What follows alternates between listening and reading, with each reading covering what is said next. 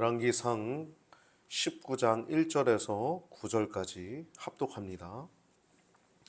아합이 엘리야의 무릇 행한 일과 그가 어떻게 모든 선자를 칼로 죽인 것을 이세벨에게 고하니 이세벨이 사자를 엘리야에게 보내어 이르되 내가 내일 이맘때에는 정녕 내 생명으로 저 사람들 중 한 사람의 생명 같게 하리라. 아니하면 신들이 내게 벌 위에 벌을 내림이 마땅하니라 한지라. 저가 이 형편을 보고 일어나 그 생명을 위하여 도망하여 유다에 속한 브엘세바에 이르러 자기의 사환을 그곳에 머물게 하고 스스로 광야로 들어가 하룻길쯤 행하고 한 로뎀나무 아래에 앉아서 죽기를 구하여 가로되 여호와여 넉넉하오니 지금 내 생명을 취하옵소서. 나는 내 열조보다 낫지 못하니이다 하고 로뎀나무 아래 누워 자더니 천사가 어루만지며 이르되 일어나서 먹으라 하는지라. 본즉 머리맡에 숯불에 구운 떡과 한 병 물이 있더라. 이에 먹고 마시고 다시 누웠더니 여호와의 사자가 또 다시 와서 어루만지며 이르되 일어나서 먹으라. 내가 기를 이기지 못할까 하노라 하는지라. 이에 일어나 먹고 마시며 그 식물의 힘을 의지하여 40주 40야를 행하여 하나님의 산 호렙에 이르니라. 엘리야가 그곳 굴에 들어가 거기에 유하더니 여호와의 말씀이 저에게 임하여 이르시되 엘리야야 네가 어찌하여 여기 있느냐. 아멘. 오늘 본문을 통해서 나눌 제목은 광야 그리고 사명이라고 하는 제목을 가지고 나눌 때 여러분 큰 은혜의 시간 되시길 주님의 이름 축복합니다. 보통 목사님들 이제 이 본문을 가지고 말씀을 전할 때는 엘리야야 네가 어찌하여 여기 있느냐라고 아마 지으실 겁니다.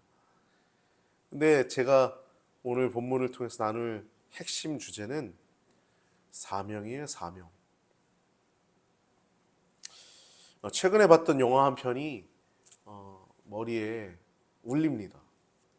신의 악단이라는 신의 약단이라고 하는 영화인데 많은 이제 연예인들이 이제 추천한다고 얘기하고 또 거기 나오는 영화 배우들도 쟁쟁한 분들이 나오고 참 영화가 참 잘 만들어졌다라는 생각을 하고 우리 사모님은 벌써 저랑 한번 보고 또 다른 안경영 선생님이랑 또 한번 보고 또 오늘 또 혼자 가서 또 이제 찬양하면서 부르는 영화 보는 그 아닌가요? 오늘 그분들이 온다 그랬나요? 네, 그분들이 와서 영화 배우들이 와서 하는 곳에 송도죠? 네, 송도 가서 혼자 이제 또 세 번째 한 편의 영화를 세 번째 본다고 합니다. 물론 저는 잘 만들어서 저는 한 번 더 보고 싶은 마음도 있었지만 워낙 지금 바쁜 철이어가지고 저는 엄두를 못 내고 한 번에 만족하고 있습니다. 근데 이 영화가 얼마나 제 마음에도 새겨졌는지 사명이라고 하는 것이 마음에 새겨졌어요. 여러분 성경에 보면은 이 고난이라고 하면 이제 욥이라고 하는 사람과 요셉이라고 하는 사람을 뽑을 수 있겠죠.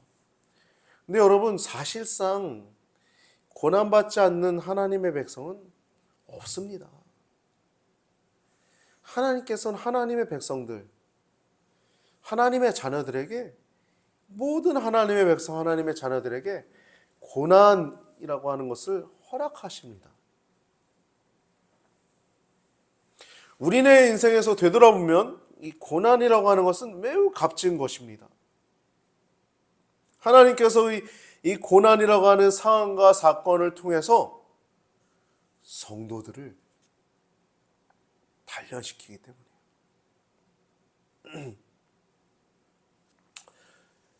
격투기하고 무술하는 사람들은 이 손바닥을 단련시키죠.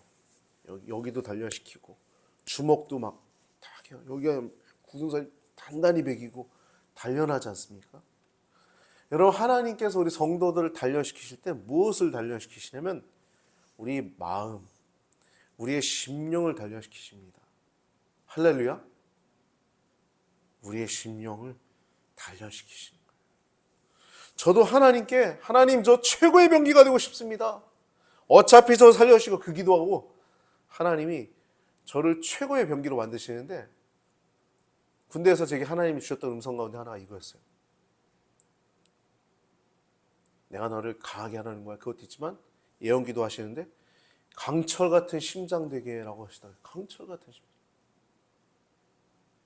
여러분 제 겉으로는 어떨 보이는지 모르겠지만 여기 안에 있는 심장은 강철입니다. 여러분 강철이에요. 하나님이 저를 강철 같게 만드신다고 했어요. 심장을. 지금 제가 이제 40대 중반인데 지금 이 강철 같은 심장 통해서 이루신 것들이 많이 있어요. 할렐루야? 아시잖아요, 여러분. 많이 있죠. 보통 강철이 아니에요, 제 심장이.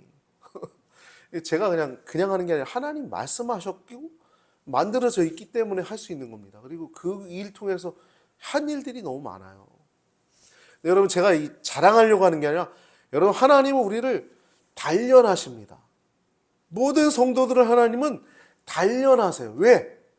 왜 하나님이 단련하실까요? 하나님이 할 일 없어서 그럴까요? 군대에서 일반 육군이 받는 게 있어요. 받는 훈련이 있어요. 그 정도 수준의 훈련을 받죠. 일반 육군은. 해병대 가면 해병대 받는 그 사람들이 받는 훈련이 있어요. 그 사람의 훈련은 또 다르죠. 해병대 사람들. 미국의 네이비실이라고 있어요. 최고의 부대입니다. 해병대보다 훨씬. 그 사람들이 받는 훈련은 정말 극한 훈련이에요. 근데 여러분 델타 포스라고 하는 부대가 있어요. 유령 부대거든요. 이번에 마두로 잡은 37초 만에 다 공중에 세계에서 내려와서 다 옥상 탁 해가지고 올라가는데 37초 걸렸다고 하잖아요. 델타 포스. 그 사람이 받는 훈련은 네이비 실 가운데서도 100명 중에서 90%가 탈락하고 10%만 붙는다. 하나님이 우리를 단련시키는 건 쓰려고 단련시키는 겁니다. 모든 성도들을 단련시키십니다. 하나님께서. 그래서 이 고난이라고 하는 상황들, 사건들을 통해서 우리를 단련시키시는데 그래서 우리는 이 고난이라고 하는 상황과 사건을 통해서 이 단련된 우리들은, 성도들은 그 이후로 하나님과 더 동행할 수 있게 되는 것이. 단련됐기 때문에 하나님과 동행하는 것입니다. 물론 단련되기 전에도 하나님과 동행하죠. 그러나 그 시험을 통해서, 고난을 통해서 하나님과 더 깊이 하나님이 나와 함께 하심을 더 느낄 수 있는 거예요. 여러분도 경험 많이 하시잖아요. 고난 통해서, 고난 가운데서 하나님이 더 옆에 있음을 느끼지 않습니까? 너무 생생하잖아요. 고난. 평소에 그냥 이렇게 하나님 함께 하시지만, 물론 함께 하시죠. 안 계신 게 아니에요. 계신데 고난 가운데 있을 때 하나님 더 명확하게 지금 나와 함께 하시는구나. 나 붙드시고 있구나. 이걸 느끼잖아요. 여러분 벌써 2026년도 새해가 밝았는데요. 한 해가 지날수록 사람에게 좋은 게 있습니다. 방금 얘기했던 것처럼 이 단련이랑 관련되어 있는 거예요. 첫 번째는 해가 지날수록 여러분 여유로워집니다. 노인에게 가서 배우라 그러잖아요. 백발의 노인에게 가서. 삶의 여유나 그 여유가 있어서 정서적으로 여유가 있고 또 상황적으로 있습니다. 근데 이것이 상황이나 환경의 넉넉함에서 오는 게 아니에요. 그 사람 안에 있는 심령이 단련됐기 때문에 거기서 오는 연륜에서 오는 여유예요. 연륜에서 오는 여유. 해가 지날수록 여유가 있는 거죠. 연륜이 더 깊어지는 거예요. 그래서 해가 지날수록. 나무의 줄기나 가지를 보면 나이테가 있죠. 나이테. 놀랍게도 이 나이테 하나가 1년 주기라고 하죠. 1년이 지날 때마다 나무 안에 나이테가 하나 생기는 게 놀랍지 않습니까? 신비해요. 그렇죠? 100년 된 나무는 100개 있을 거 아니에요. 그렇죠? 놀랍게도 1년마다 하나씩 생기면 그 나무의 나이를 알 수가 있어요. 또 물고기는 그 나이를 알아볼 수 있는 부위가 있다고 합니다. 물고기의 비늘, 귀, 돌, 척추뼈에 있다고 해요. 우리 사람은 여러 해 동안에 쌓은 경험에 의해서 이루어진 그 숙련의 정도가 연륜인 거예요. 연륜. 숙련되다. 에이스라고 하죠. 어디 가나 에이스가 있죠. 숙련되다. 어떤 사람은 한 1년, 2년 지나도 그 정도까지 못 따라드는 사람이 있는 반면에 어떤 사람은 한 2, 3개월, 한 달만 지나도 금방 숙련되는 사람도 있어요. 연륜이에요. 연륜. 성경 말씀 안에서 여러분 인생의 고난을 최고 수준으로 겪었다고, 가장 고통받았다고 할 수 있는 사람은 욥이라고 할 수 있어요. 성경 그렇죠. 얼마나 그의 인생이 파란만장도 물론 다른 분들도 많이 있지만 가장 최고를 뽑는다고 하면 욥이라고 할 수 있겠죠. 욥은 이런 얘기를 합니다. 유명한 말씀이에요. 욥기 23편 10절을 보면 나의 가는 길을 오직 그가 아시나니 그가 나를 단련하신 후에는 내가 정금같이 나아오리라는 말이에요. 욥기는 총 42장까지 되어 있습니다. 지금 이 고백을 23장에서 하고 있는데 욥의 시련이 다 끝난 후에 또 하나님이 복을 부어주신 후에 이 고백을 하는 게 아니에요. 이 고백을 하는 건 극한 고난 중에 극심한 고난 가운데 하는 고백입니다. 나의 가는 길을 오직 그가 아시나니 그가 나를 단련하신 후에는 내가 정금같이 나아오리라는 말이에요. 고난 가운데 있는 욥의 그 심령의 상태를 알 수 있죠. 여러분 근데 우리 성도들 하나님의 백성들의 심령의 상태가 고난받을 때 욥과 같습니다. 고난받을 때 우리가 단순하게 감정적으로 반응하지 않습니다. 그 고난 가운데, 그 상황 가운데, 문제 가운데 하나님께 집중하죠. 하나님 왜 내게 이 상황을 주셨죠? 하나님 이건 무슨 의미죠? 모든 성도는 하나님께 향하게 됐어요. 문제 앞에서. 근데 그때 방향을 돌린 성도, 세상 사람은 그냥 모르니까 그냥 살죠. 어려우면 전보라 하고 왜 인생이 안 풀리나 귀신한테 가가지고. 여러분 전보는 거 큰 죄입니다. 전보면 안 됩니다. 귀신한테 가서 물어보는 거예요. 세상 사람은 그래요. 근데 우리 성도는 하나님께 이 방향을 돌린 성도는 그 고난 때문에 하나님 앞에서 원망으로 시작할 수 있어요. 하나님 왜 내 삶을 이렇게 이끄셨어요? 그럴 수도 있어요. 근데 여러분 그게 잘못된 게 아닙니다. 하나님께 향한 그 심령을 하나님께서 바르게 하나님이 이끌어 주십니다. 일단 하나님께 물었잖아요. 하나님께서 그 문제 앞에 문제를 하나님께로 가지고 들어가면 성도는 그 문제를 하나 가져갔을 때 하나님께서 그 문제보다 더 크신 하나님께서 이 문제 뒤에 계신 하나님을 바라보고 소망의 눈으로 우리의 눈을 바꿔주십니다. 할렐루야. 그래서 문제 앞에서 문제가 큰 게 아니라 문제보다 더 크신 하나님을 바라보기 때문에 해결받고 돌아가는 거예요. 문제는 아직 있어요. 근데 소망의 눈으로 바뀌어서 모든 것을 이겨낼 수 있는 힘이 그 심령 안에 존재하는 줄 믿습니다. 할렐루야. 여러분 안에 그 소망의 눈이 영안이 활짝 열려서 여러분의 얼굴에 미소가 있는 줄 믿습니다. 할렐루야. 그 미소가 더 활짝 피시기 바랍니다. 네, 있어요. 여러분 안에 소망의 눈이. 그래서 얼굴이 활짝 펴있죠. 여러분 화장 바른다고 예뻐지는 게 아니에요. 네? 우리의 눈이 소망의 눈이 바뀌면 얼굴이 더 예뻐지는 거예요. 화장 100만 원, 1000만 원짜리 바르는 것보다 피부과 가서 피부 하는 것보다 얼굴에 광채가 난다니까요. 빛이 난다니까요. 해같이 밝다니까요. 할렐루야. 여러분 그럴 시간이 있으면 하나님께 기도하시기 바랍니다. 하나님이 그렇게 소망의 눈으로 바꾸십니다. 오늘 본문에는 유명한 선자 엘리야 선자의 갈멜산 대결 후에 크게 승전한 후에 아합의 아내인 이세벨을 피해서 도망친 그런 상황입니다. 엘리야 선자가. 오늘 본문에도 하나님께서 그 문제 앞에서 원망하며 기도하는 엘리야에게 하나님이 나타나셨어요. 1절을 보면 아합이 엘리야의 무릇 행한 일과 그가 어떻게 모든 선자, 바알 선자죠. 무려 450명을 다 죽여버린 거예요.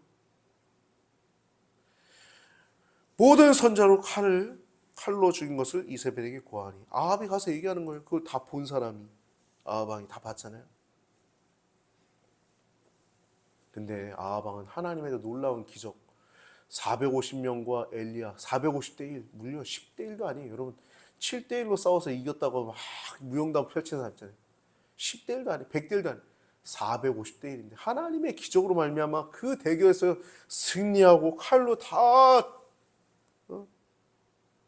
죽임을 당하게 한 하나님의 놀라운 역사를 보고도 그 안에 이세벨에게 말을 하는데 어떻게 말했는지 모르지만 하나님의 놀라운 역사를 고백하기보다 눈치 보면서 아내에게, 아내가 바알 섬기는 자잖아요. 눈치 보면서 혹은 아부하면서 얘기했던 것 같아요. 믿음의 고백으로 나갔으면 이렇게 안 나왔죠. 아합 왕은 하나님의 백성인 북이스라엘의 왕이었음에도 불구하고 그의 아내 시돈의 공주였던 이세벨, 이 바알 숭배자 앞에서 하나님의 놀라운 기적을 말하기가 어려웠나 봅니다. 이런 믿음은요, 그래서 대장부들이 갖는 거예요. 할렐루야? 믿음은 대장부가 갖는 겁니다. 왕인데도 졸부여가지고 하나님 놀라운 기적을 말하지도 못하고 말을 해도 죽은 거에 어떻게 할까? 어떻게 할까? 이렇게 아내 앞에서 그렇게 얘기했던 것 같아요. 이세벨은 남편 아합을 유혹해서 바알 숭배자들을 완전히 가득하게 만들어 온갖 악한 일을 북이스라엘 가운데 자행했던 사람입니다. 남편 아합 왕의 이 말, 바알 선자들 450명이 엘리야에 의해서 한 자리에서 죽었다라고 하는 이 말을 들은 이세벨은 이와 같이 말합니다. 내가 내일 이맘때는 반드시 내 생명을 저 사람들 중 한 사람의 생명과 같게 하리니 그렇게 하지 아니하면 신들이 내게 벌 위에 벌을 내림이 마땅하니라. 그 사람을 보내서 그렇게 얘기한 거예요. 엘리야가 근데 이 얘기 듣고 그렇게 담대했던 사람이 자기의 상황을 알고는 목숨을 보존하기 위해서 도망쳐요. 저 북이스라엘에서 남유다에 있는 브엘세바까지 도망합니다. 자신의 종과 함께 도망해가지고 자신의 종을 한 곳에 머물게 하고는 자기 홀로 광야로 갑니다. 하루 종일 하루길쯤 갔으니까 하루 종일 하염없이 걸은 거예요. 걸어간 후에 한 로뎀 나무 아래에 앉습니다. 그리고 기도해요. 여호와여, 넉넉하오니 지금 내 생명을 거두시옵소서. 나는 내 조상들보다 낫지 못하나이다.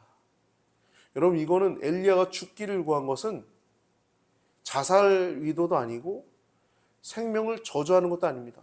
이건 하나님께 생명을 구한 것과 마찬가지예요. 엘리야의 기도는 생명의 주관자가 내가 아니고 하나님이신 사실을 고백하는 것입니다. 이에 대한 하나님의 응답은 반대로 나타나셔서 엘리야로 하여금 더 살 수 있도록 기적적으로 음식을 공급하시죠. 여호와의 천사가 2번에 나타나셔서 무려 그냥 떡도 아니고 숯불에, 여러분 불에 구우면 여러분 불맛 나는 제육덮밥 먹어보셨어요? 불맛 나는 짬뽕 드셔보셨어요? 엄청 맛있죠. 그냥 짬뽕이랑 그냥 제육덮밥이랑 불맛 나는 짬뽕이랑 불맛 나는 제육덮밥 벌써 입에 붙이면 시간이 다 와서 그런지 몰라요. 예? 불맛 나면 엄청 맛있잖아요. 떡인데 숯불에 구웠으니까 얼마나 맛있겠어요. 숯불에 구웠대요. 숯불에 구운 떡과 물 한 병을 이제 주십니다. 2번이나 그렇게 하세요. 하나님이 2번이나 나타나셔서 처음 나타나셔서 일어나 먹으라 그러면서 먹고 다시 누웠더니 다시 그 천사가 그를 이렇게 어루만지시면서 이르시되 일어나 먹으라. 내가 갈 길을 다 가지 못할까 하노라라고 말합니다. 엘리야 선자는 일어나서 먹고 마십니다. 2번이나 음식물을 먹고 마신 후에 그는 그 음식물의 힘을 유지하여 40주 40야를 걸어가요. 호렙산까지. 거기서 하나님은 나타나셔서 엘리야에게 말씀합니다. 엘리야야, 네가 어찌하여 여기 있느냐. 2번의 음식물을 먹은 후에 40주야를 계속 여행하셨던 것은 여러분 자연적이지 않죠.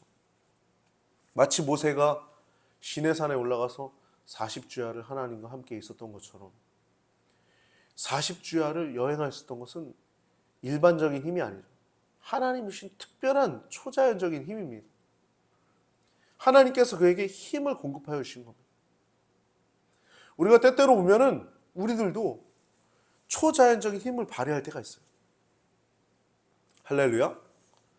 조나단 에드워즈 선생님은 아주 훌륭한 목사님이신데 그분이 이런 얘기했어요. 만일 내가 집중하기만 하면 나는 이전에 하던 일에 7배나 더 많은 일들을 할 수 있다라고 얘기를 해요. 여러분, 그냥 평범하게 뭔가를 하는 거랑 내가 어떤 거에 딱 몰입해서 하는 거랑 차이가 다르죠. 엄청나게 다른 겁니다. 이 초자연적인 힘을 발휘할 때가 있어요. 이거 공급하셔서 생긴 힘입니다. 하나님이 공급하셔서 주는 지혜예요. 호렙산에 오른 엘리야에게 하나님께서 말씀하십니다. 엘리야야, 내가 어찌하여 여기 있느냐. 하나님께서 극도로 미워하시는 바알의 선자들을 하나님의 놀라운 기적과 능력으로 처단한 엘리야. 그리고 이세벨을 피해서 도망한, 그래서 광야에 있었던 엘리야. 그에게 하나님 말씀하세요. 엘리야야, 내가 어찌하여 여기 있느냐. 엘리야는 말합니다. 자신이 행한 일들, 하나님께서 기적을 보여주셔서 이룬 일들, 그리고 내 생명을 찾아서 죽이려고 했던 일, 그 일들을 말하니까 하나님께서 또 거룩한 임재를 보여주시고 다시 한번 물으십니다. 엘리야야, 내가 어찌하여 여기 있느냐. 엘리야는 전과 같이 대답합니다. 하나님께서 엘리야에게 사명과 위로의 말씀을 주십니다. 15절에서 17절이에요. 여호와께서 저에게 이르시되 너는 내 길을 돌이켜 광야로 말미암아 다메섹에 가서 이르거든 하사엘에게 기름을 부어 아람의 왕이 되게 하고 너는 또 님시 아들 예후에게 기름을 부어 이스라엘 왕이 되게 하고 또 아벨무흘라 사밧의 아들 엘리사에게 기름을 부어 너를 대신하여 선자가 되게 하라. 하사엘의 칼을 피하는 자는 예후가 죽일 것이요 예후의 칼을 피한 자는 엘리사가 죽이리라. 이런 사명의 말씀을 주십니다. 기름 부으라고 합니다. 근데 여러분, 이건 실제 보면 이 엘리야가 직접 기름 부는 거는 없습니다. 말씀처럼 너는 가서 하사엘에게 기름 붓고 예후에게 기름 붓고 엘리사에게 기름 붓고, 다만 엘리사만 이제 부르실 때 이제 엘리야에게 이제 하나님이 또 감동하셔서 엘리사를 부르시는 그 내용만 나올 뿐이지, 다른 분들은 이제 다른 사람들에 의해서 기름 부음을 받게 됩니다. 먼저 왕상 15장, 오늘 15절을 보면 하사엘에게 기름 부어서 아람 왕이 되게 하라는 내용은 열왕기하 8장에서 이후에 한참 후에 열왕기하 8장에서 아람 왕 베나닷이 병이 들자 그의 신하 중에 하나인 하사엘이라고 하는 신하가 너는 손에 예물을 들고 하나님의 사람에게 가서 내 병이 낫겠는가 물어봐라. 그런데 이 엘리사가 이 엘리야의 제자죠. 엘리야 직접 받은 사람은 엘리야예요. 이 말씀을 들은 건. 근데 엘리야는 이미 죽은 게 아니라 병거 타고 하늘에 올라가, 죽지 않고 병거 타고 하늘에 올라가 이 세상에 없는 상태입니다. 엘리사가 이제 하나님의 사람인데 이 베나다시 병들자 내 병이 낫겠는가? 엘리사에게 물어보라는 거예요. 엘리야의 후계자. 엘리사가 이제 하사엘을 보고 이제 얘기를 하는데 하나님이 엘리사에게 감동하셔서 이 하사엘을 통해서 이스라엘이 전쟁에서 크게 고통받는 것을 영안이 열려서 보게 됩니다. 그래서 하사엘에게 엘리사가 직접 기름 부는 게 아니라 보면서 울어요. 엘리사 선생님이. 엘리야의 후계자 엘리사가 이 하사엘을 보면서 웁니다. 자신의 왕인 베나닷이 병들어 죽겠냐고 물어온 아람의 신하가 물어왔는데 나을 거다라고 얘기를 해줘요. 근데 죽을 거다. 하나님이 이제 영안을 열어서 보게 하신 거죠. 이 자기에게 찾아온 이 하사엘이 그를 죽이고 왕이 되는데 그 아람 왕을 통해서 이스라엘이 고통받게 되는 걸 영안이 열려서 보게 되는 거예요. 그렇게 하나님이 기름을 부으십니다. 하사엘에게. 말씀은 오래전에 엘리야에게 한 거죠. 그리고 님시 아들 예후에게 기름을 부어 이스라엘 왕이 되고 이것 또한 엘리야에게 직접 하라고 말씀한 건 아니고 엘리야가 이제 알도록 하나님 말씀한 겁니다. 이것도 보면 엘리사가 그의 후계자 엘리사가 직접 붓는 것도 아니고 엘리사가 선지생도 한 명을 불러가지고 그에게 명해서 기름을 붓습니다. 그 내용은 이제 성경책에 나오고 있죠. 열왕기 9장에 아까 8장에 나왔으면 9장에 이제 예후가 기름 붓는 내용이 나옵니다. 마지막으로 에벨 무흘라 사바세 아들 엘리사에게 기름을 부어 너를 대신하여 선자가 되게 하라. 이 말씀은 엘리야가 직접 눈으로 보고 알게 된 내용입니다. 하사엘의 칼을 피한 자는 예후가 죽일 것이요 예후의 칼을 피한 자는 엘리사가 죽으리라. 여러분 이 말씀을 왜 주신 거냐면 아합의 집을 쓸어버리기 위해 주시는 거예요. 아합의 집이 이세벨에 의해서 완전히 이전보다 더 완전 타락했기 때문에 완전 쓸어버리기 위해서 하나님이 엘리야에게 주시는 겁니다. 완전 암흑기인 거예요. 암흑기. 하사엘은 아람의 왕이 되는 사람입니다. 아람 군대가 아합의 나라를 칩니다. 북이스라엘. 그리고 그의 칼을 피한 자는 예후가 죽일 것이요 예후의 칼을 피한 자는 엘리사가 죽이리라. 실제로 보면은 아합의 아들인 아합은 이미 죽어요. 열왕기상 22장 마지막에 보면 아합은 이미 죽습니다. 그리고 실제로 아합의 아들이 이제 요람인데 아합의 아들이 요람이에요. 요람 왕이 이제 아람 왕이 된 하사엘과 전쟁하다가 부상을 입어요. 부상 입었는데 그때 갑자기 기름 부음 받은 예후, 자기 신하건 예후는 군대 장관 중에 하나예요. 예후에 의해서 죽임을 당합니다. 하사엘에 의해서 완전 죽지 않았죠, 요람 왕이.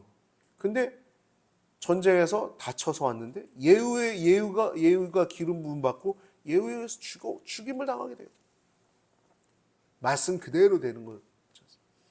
성경 말씀 하나님 말씀 그대로 이루어집니다. 엘리야 선자는 지금 극심한 고난 가운데 죽기를 구할 정도로 생명을 하나님께 구하며 구하는 가운데 있는 상황이에요.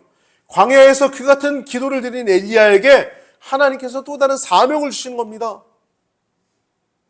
내가 할 거야. 지금 굉장히 어둡지? 북이스라엘이 하나님의 백성 나라인데 지금 너무 어둡지? 너도 가슴 아프지? 엘리야야, 내가 할 거야. 걱정하지 마. 너 후계자 엘리사고 아람 왕을 통해서 또 북이스라엘에 다른 왕을 세울 거야. 이 말씀을 엘리야에게 하시는 거예요.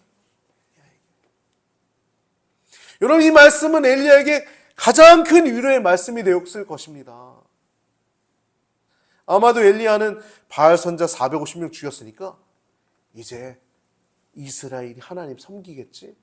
라고 단순하게 생각했을지 모르겠어요. 근데 숙주가 아직 안 죽었잖아요. 이세벨. 다 오염되어 있는 거예요. 다. 악인들의 생각은 여러분, 악인들의 심령은 생각보다, 여러분이 생각하고 있는 것보다 더 심각하고 우리가 생각하고 있는 것보다 더 악합니다.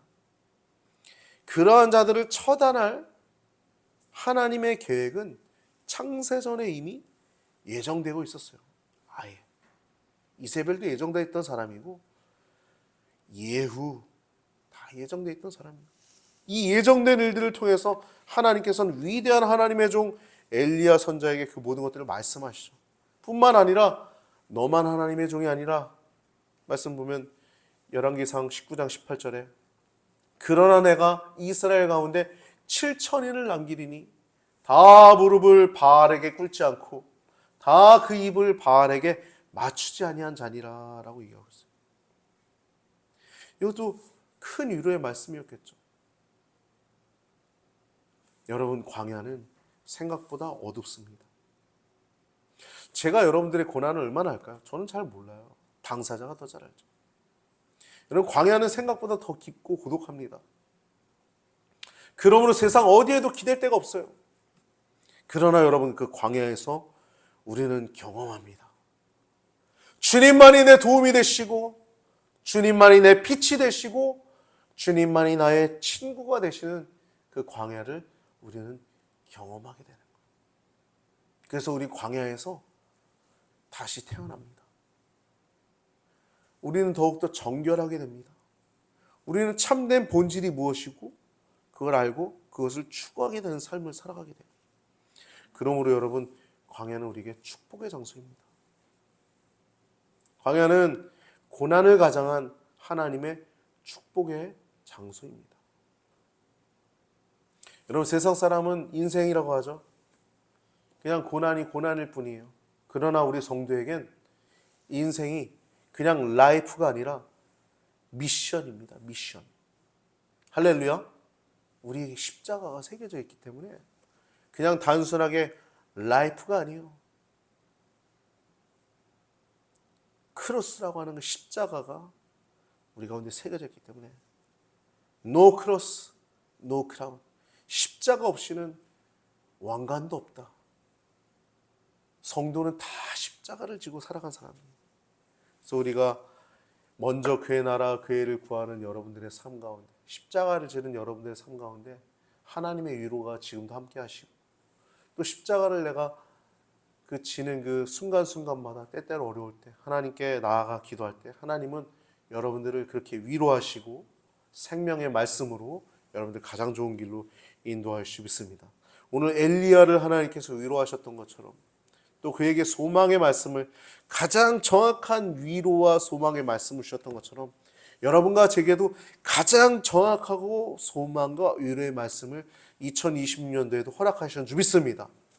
여러분, 2026년도 지나간 광야를 한번 생각해 보시고 또 여러분들에게 주신 축복의 말씀들을 되새기시고 주님께서 주시는 그 소망과 주님께서 주시는 그 능력으로 2026년도를 누리시기를 바랍니다. 2026년도도 5년도도 여러분 잘 누리셨잖아요.